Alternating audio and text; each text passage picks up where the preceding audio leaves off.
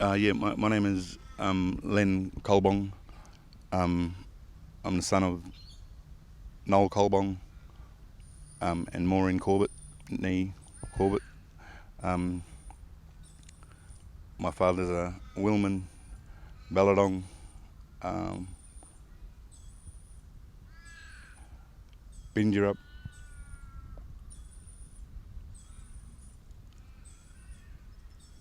What's my other tribe? We're part of all of them. My grandfather's from Kandanup, Albany, near Albany. Um, my mother's born in Carnarvon. He's a Yamaji. Uh,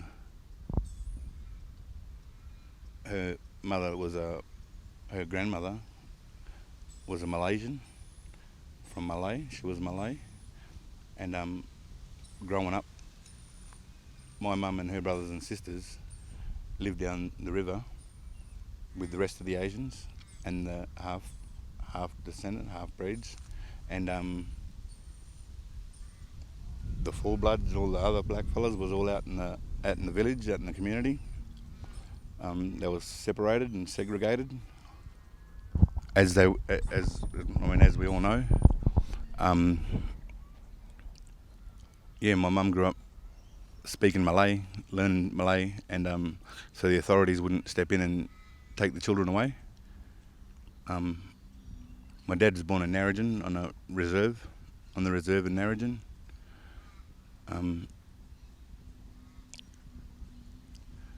His mum, I suppose I should take you back and tell you all the family and the links and the trees, yeah? So you just have an idea of where I am and who I am.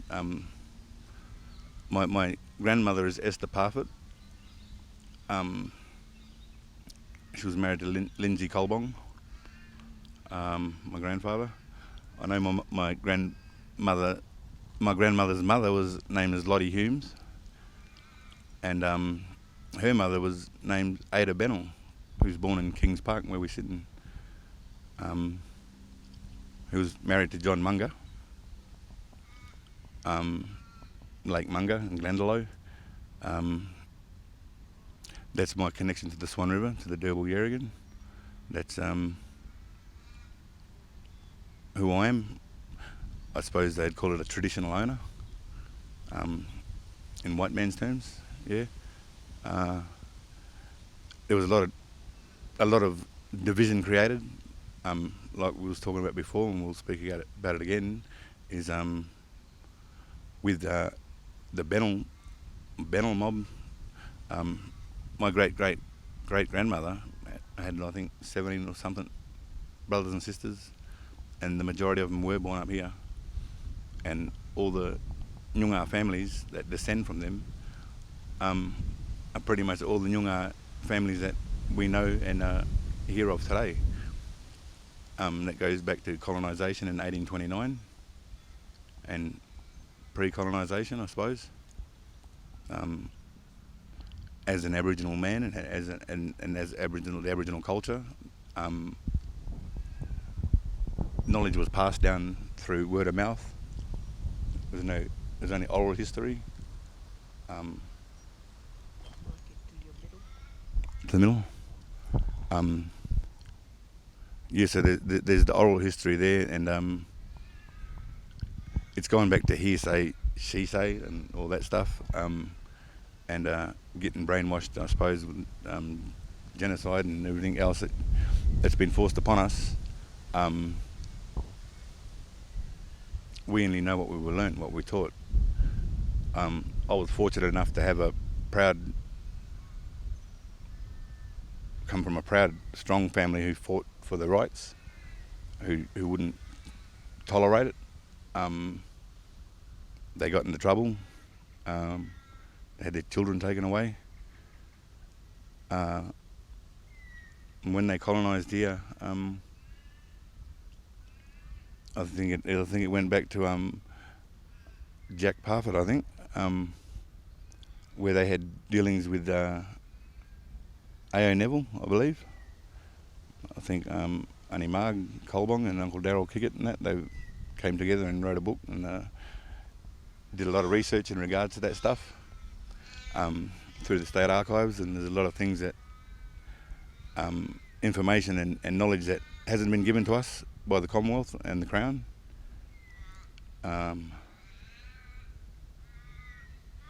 Their actions are justified according to them.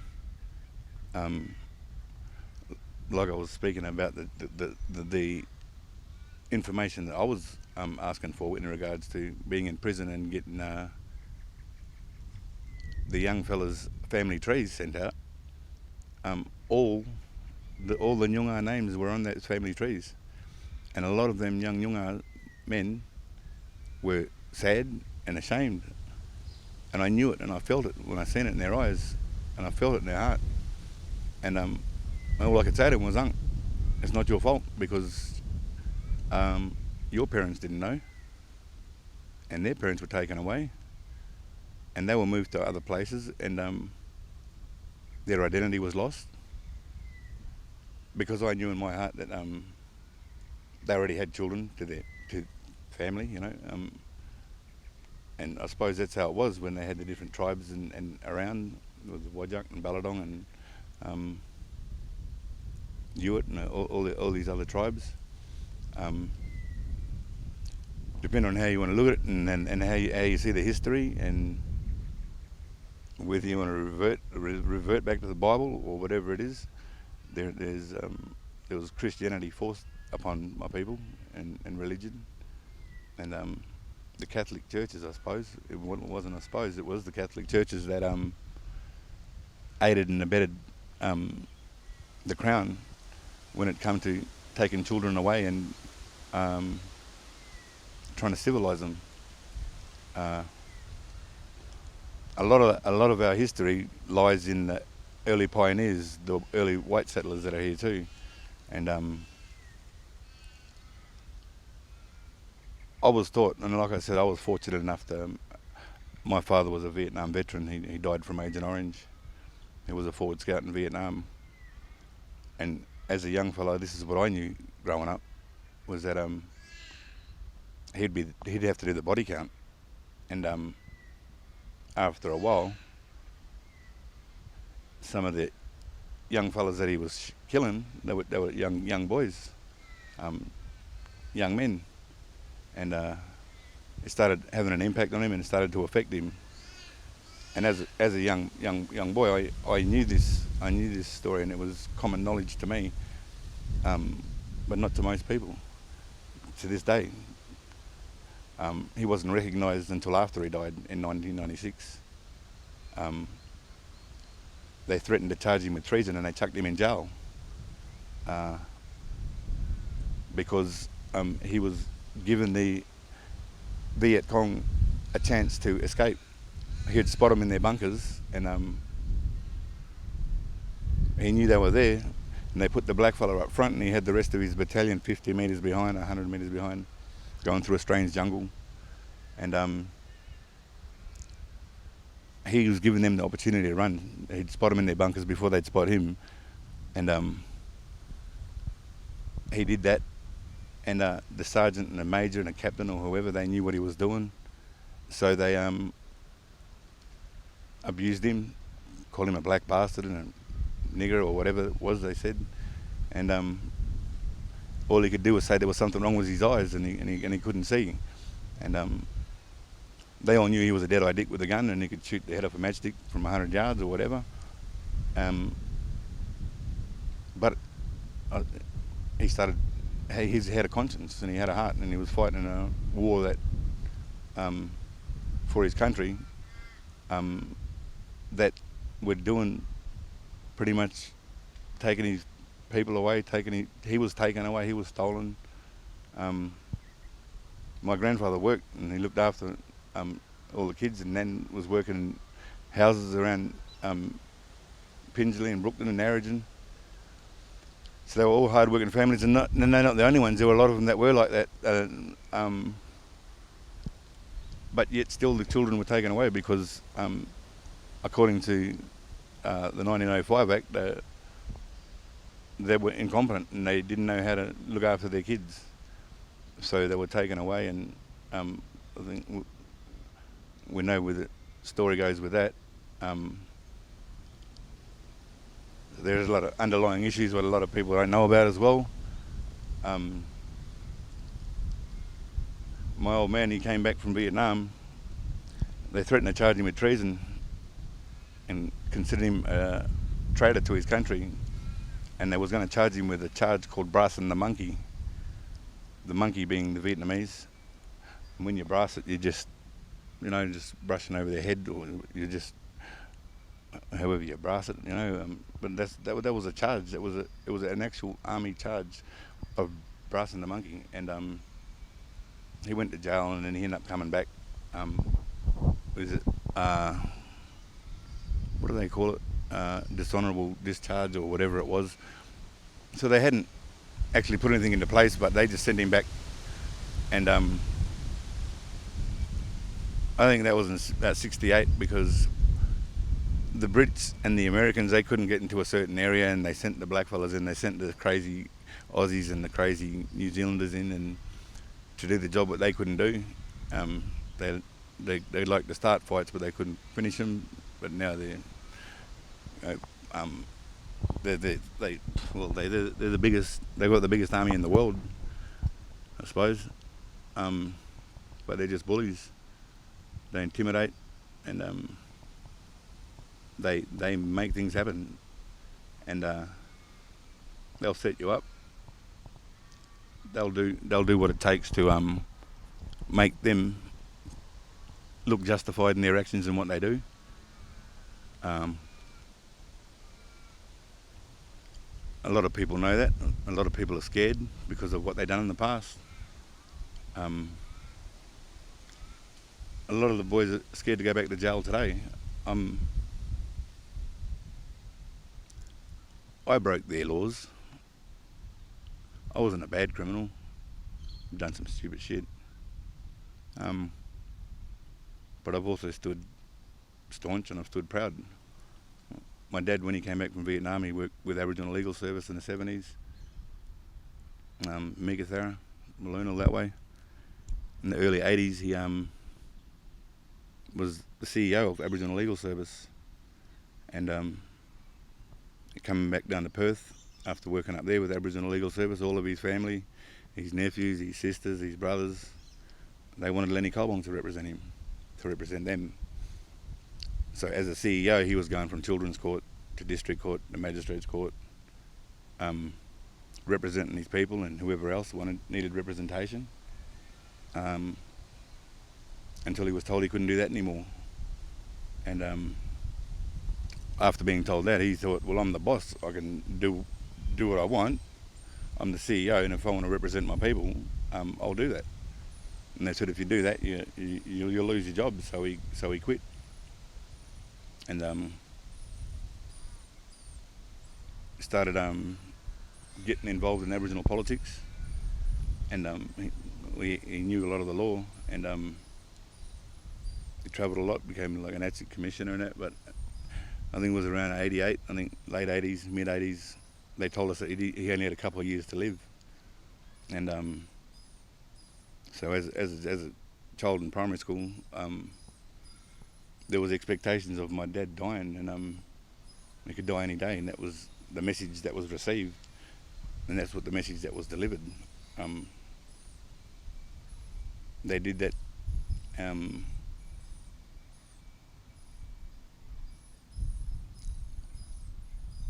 They did that to him, and he was on pethidine, daily injections, and that. Because of the Agent Orange, and Agent Orange was a chemical that they sprayed over the rice fields and over the jungle, and it was chemical warfare. They knew the substances that were in it, and they knew they were harmful. And it was not only soldiers from Australia and New Zealand and America and Britain, it was also a lot of Vietnamese soldiers that died and suffered from it as well.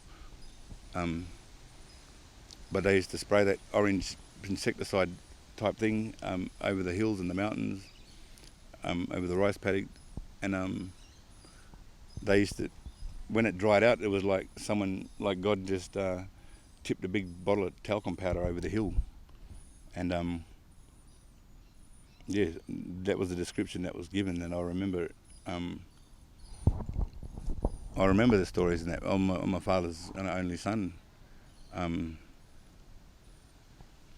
So I've had 4 sisters, unfortunately, but I love them. Um,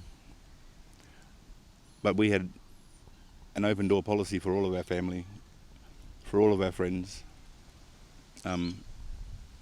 Dad bought his house, he owned it, and no matter what colour you were, if you knew us and you lived on our street, you came home, you had a feed.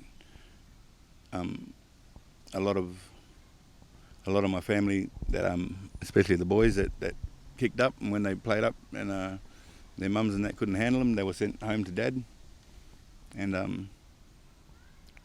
suppose they were dealt with accordingly through cultural protocol, and they were pulled up and made to walk the line of being confident, strong men. Men to be, I suppose, fathers, and men who their mothers and fathers could be proud of, I suppose. But that was the law as well. There's all those unspoken laws that are there that have always been there, that are still in place, and we still carry those laws and we don't even realise it. Respect our elders and make sure you look after the old people, the kids and the women, and all that's. It's not all gone, and it's not lost either. It's still there, and but we're taught a specific way on how to be good human beings or decent, productive, positive members of society. We're forced to be a certain way and act a certain way and fuel the economy and get work and do all that shit. And it's been drummed into our heads, and yeah, you do to an extent. But then there's a lot of people they force they give a lot of the nephews and that, and a lot of people opportunities to work on the mines and that, construction or whatever. There's cultural protocol as well. You're sending Yunga boys up into Injabandi country or somewhere up Pilbara or somewhere up that way, stepping out of their tribal areas, working up there, and a lot of them getting tormented. There's a lot of people up in the mines that get tormented. They don't open that. They don't give that information to the public. There's people who go and what do they call it when they go and check the land out, and there's a name for it. It'll come back to me in a sec. But it's hard because there was like, you get the Tinsdale maps of Australia. It was written by a white man. It's drawn up by a white man, and it says there's 14 tribes in the Nyungar Nation. But now you got Southwest Land and Sea Council that have turned those tribal areas and those zones and the boundaries and made 6 out of them, which is now Nala Kala Buja, Balladong, Wajak, Woggle, Kep, Ewart, and it's a disgrace because I suppose they did the exact same thing with the Gaza Strip. Anyone who knows the Bible and the Gaza Strip and what they've done to the Palestinians and all them over there, move the boundary line, watch them fight, watch them argue, tell them displacement. It's they displace a people, they displace cultures, and they tell us to deal with it, and they won't help in any way to resolve any of these issues. There's some that do. There's been, I suppose, plenty of white fellas too that have helped us, but they got persecuted big time, and they got pretty much called niggers as well. And whatever names that their uh, ancestors or their people called them. But we call them brothers because they are our brothers, and that we all one. We all created by one creator, and you can name him and call him whatever you want. Um, there's a lot of different beliefs as well, and I, me personally, I believe in the Bible. I believe in Jesus. I believe in God. I'm a proud Noongar man too, who believes in my culture. Um, well, this history and knowledge, and that I speak language and not fluently. Um, but I was teaching those classes in prison. I was telling you, with a 12-step corroboree, and this program could be implemented into anywhere, and the 12 steps of AA and NA. I'll explain what I'll just give a little brief rundown on step one. Like if anyone's had an alcohol problem, black, white, or whatever, it's an illness and it's a disease. And the first step that we had, like the first step of NA and AA was like you admitted you were powerless over alcohol and drugs, and you handed your things over to God, and and to God and your higher power, and it worked in the early 40s and 30s when they first created it.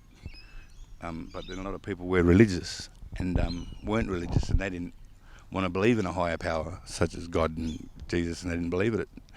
So they just classified it as to a higher power of their own understanding, and that's how they still do that to this day. But some of the words were reworded by my brother Troy Roberts.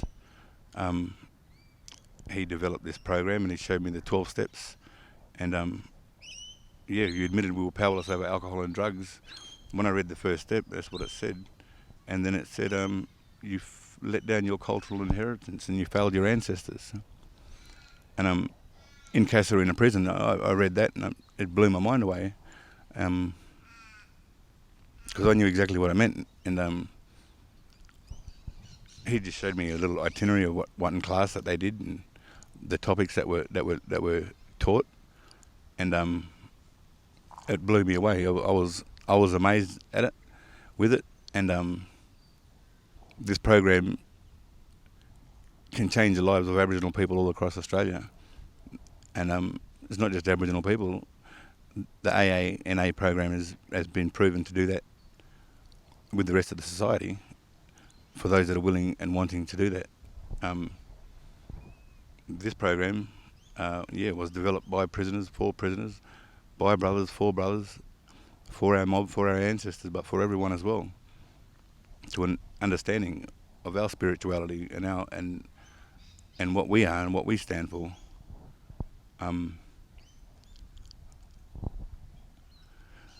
There's a lot of things I'd like to say, a lot more, and I don't want to like try and force religion upon anyone. But I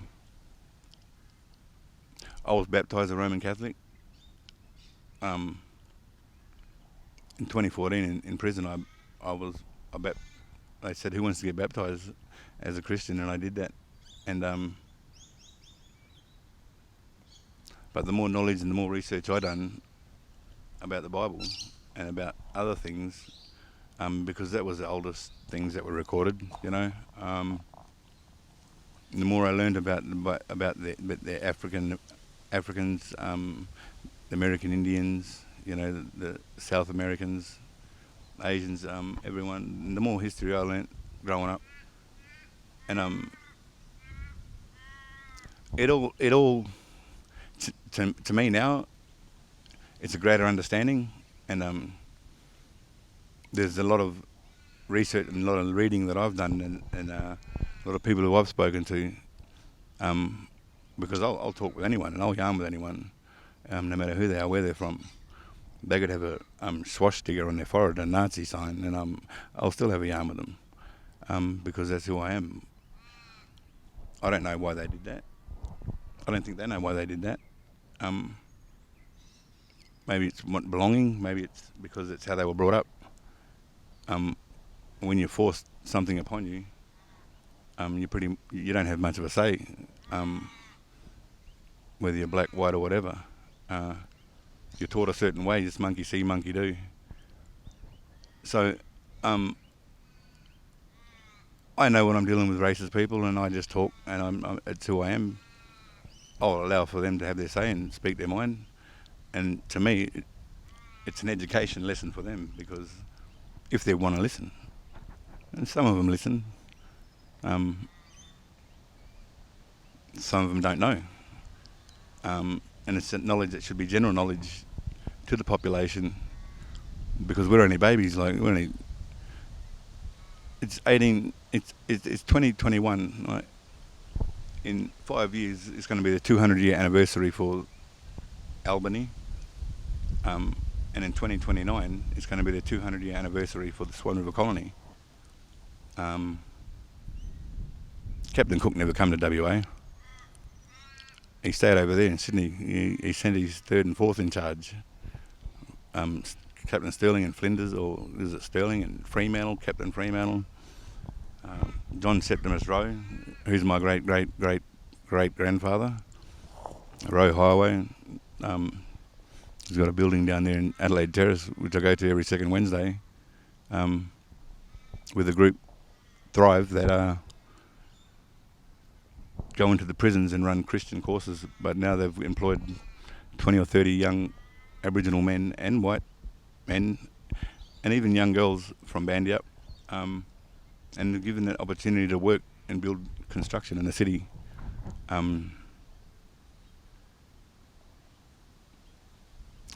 Underlying issues there, but the opportunity is given, and it's great that they're doing that. And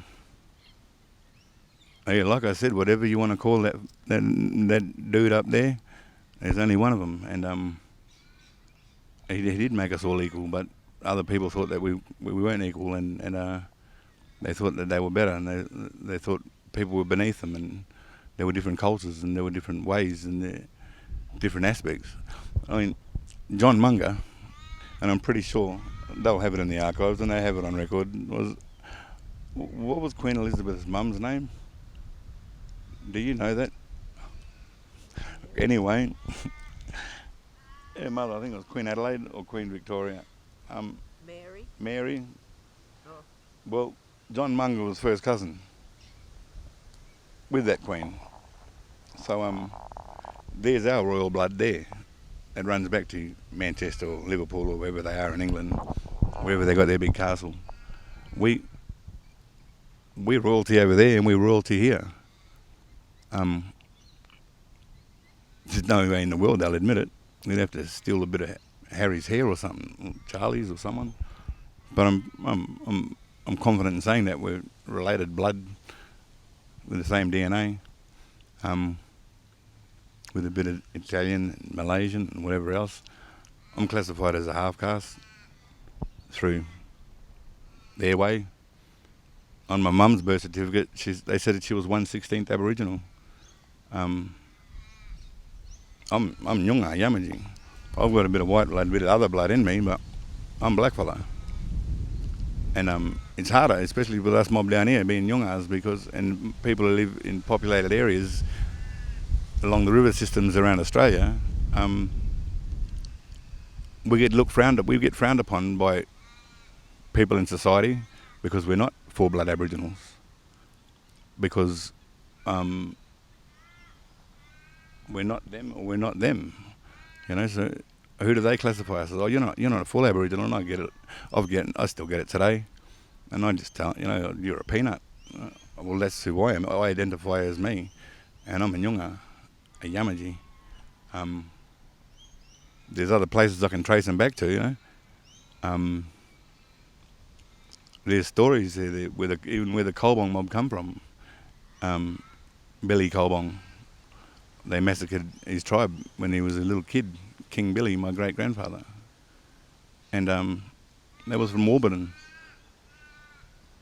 And when they were going to knock him in the head and kill that little fella, because they'd killed the rest of his tribe. One white man, and that white man, his family is still down in Albany, and they still have their ledgers or diaries or whatever it is they kept.